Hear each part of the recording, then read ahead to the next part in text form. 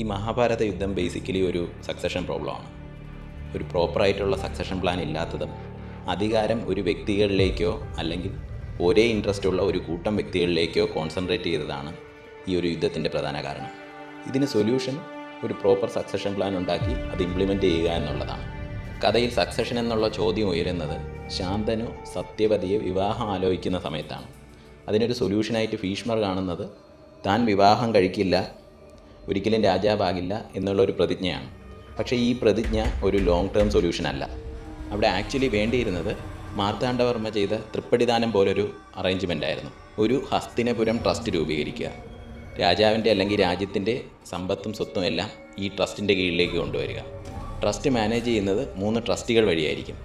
1 രാജാവ് അല്ലെങ്കിൽ അതാത് സമയത്തെ ഭരണാധികാരി, 2 ഭീഷ്മരുടെ കാലശേഷം ഹസ്തിനപുരത്തിനും കുരുവംശത്തിനും വേണ്ടി നിലകൊള്ളുന്ന ഭീഷ്മർ നോമിനേറ്റ് ചെയ്യുന്ന മറ്റൊരാൾ, 3 ഈ രാജകുടുംബത്തിന് പുറത്തുള്ള നിഷ്പക്ഷനായ ഇൻഡിപെൻഡൻ്റായ ഈ രാജകുടുംബങ്ങളെല്ലാവരും കൂടെ ചേർന്ന് തിരഞ്ഞെടുക്കുന്ന ഒരാൾ. ജനറലി രാജ്യം ഭരിക്കാനുള്ള പവർ രാജാവിനായിരിക്കും.